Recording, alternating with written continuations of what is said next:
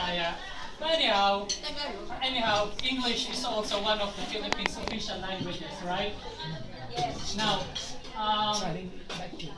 we have 5 candidates at the moment.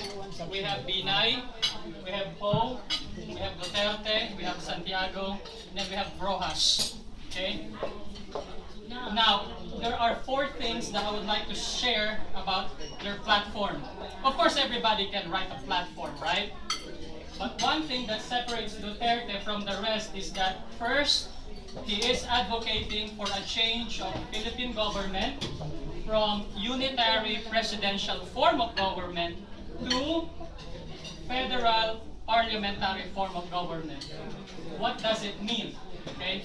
Under a federal form of government, Philippines would be subdivided into several states. Just like in the United States, just like in the Federation of Malaysia. Now, each state would have their own representative. At the moment, what we have is that we elect senators at large. And so much so that most of the senators are from Manila. How about those guys from Tawi-Tawi? How about those guys from Bicol? So there's no equal representation, right? So under the federal form of government, there would be equal voices, equal representation for all the provinces in the Philippines. And that is actually excellent. We've done this before, way back 1950s and 1960s. And mind you, during that time, Ami ko sila, the Finnish Miss Universe, married a Filipino businessman. During that time, Philippines was one of the most prosperous country in Asia, next only to Japan. Why? Because the system of government works perfectly. It works perfectly with the Philippine setup. Now, this is what Duterte wants to implement, a federal form of government. Second, parliamentary system of government. Here in Finland, of course, some of you guys vote for members of the parliament, isn't it? Yes. At the moment, we have a Congress divided into 2. You have the Senate, and then you have the Congress. There are so many politicians, and all of these politicians are being paid every month worth 50,000, 150,000, 200,000 pesos, plus consultancy fee, which, each senator has about 10 million peso budget. But does it work for our countrymen? No. Now, under the parliamentary system of government, now each provinces would have their own member of the parliament. Pretty much like the same here in Finland. In Finland, you have members of the parliament from Helsinki, from Turku, from Rovaniemi, from many provinces. In other words, everybody has a say. In other words, there's no concentration, there's no monopoly of power. In other words, there's no political dynasties going on under federal parliamentary form of government. Have you heard any political dynasty here in Finland? No. Under the parliamentary form of government? There's none, right? So just goes to show that it's very important for us to support change of system. Yes, we all agree, we all raise our hands to support Duterte, right? But that's the person, that's the individual. Politicians will come and go, elections will come and go. Right after 6 years, what will happen to the system? So this is what Duterte has in mind. Even after I go after 6 years, the system will be better so that the next generation politicians will provide better public service. Binay, Rojas, Poe, and Miriam Santiago, they don't support the federal parliamentary form of government that Duterte is supporting. In fact, in my case, as I said a while ago, I'm a 25% supporter of Duterte as a person. But I'm 75% supporter of Duterte's platform and governance. Why? Because after all these politicians will come and go, what's the system left after their term of office?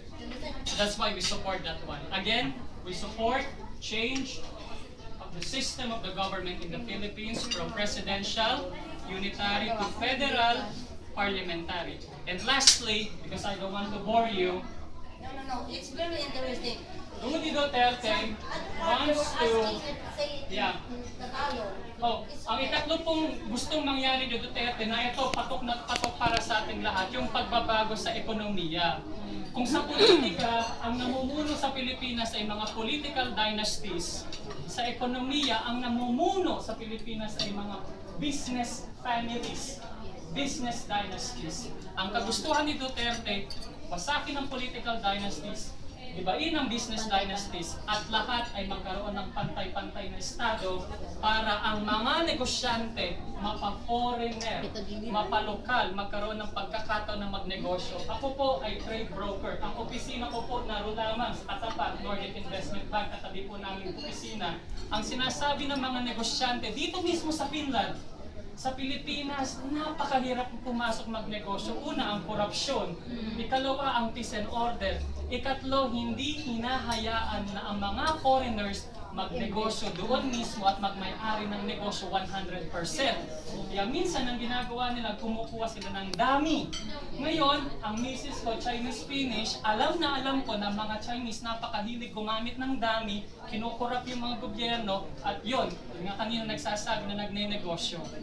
Ngayon, kung wawasakin natin yung sistema na ganyan, nakayaan na lang natin ang mga negosyante pumasok sa Pilipinas, ang mangyayari, reverse. Tayong lahat dito nagtatrabaho, pera na lang doon sa mga kababayan natin na nakapangasawa ng Finns. Pero karamihan sa atin dito po ay nagtatrabaho dahil nandito ang trabaho. Naninilbihan tayo sa foreigner. Balik na rin natin, kung ang mga foreigner ang papasok sa Pilipinas, hindi na natin iiwan ang mga mahal natin sa buhay, doon na mismo tayo magtatrabaho. Ang Finland, ang Europe, ang Amerika, ang Singapore, lugar na lang kung saan tayo magbabakasyon. Walang magic formula sa pagtatatag ng isang malakas na bansa. Ang Singapore, ang Korea, ang Japan, ang China, ang Finland, ang Germany, ang Amerika, parehas ang ginagawa nilang formula. Bigyan mo ng representasyon ang bawat isa na maluklog bilang politiko, tanggalin mo ang monopolyo ng mga negosyo, magkakaroon ng mas maraming negosyante, magkakaroon ng mas maraming trabaho. Pag may trabaho, ang mga anak nakakapasok sa eskwela, ang mga bata mayroong laman ng utak, mayroong magandang layunin sa kinabukasan. Iyon yung sinasabi ko, na kapag nabago yung sistema, yung susunod na henerasyon na Pilipino, hindi na minamaliit.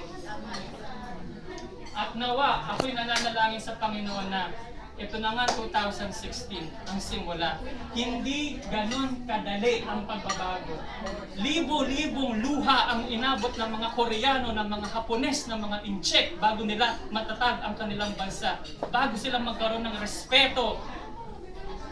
Tayo sa Pilipinas, nawa sa awa ng Diyos, makaraos tayong lahat.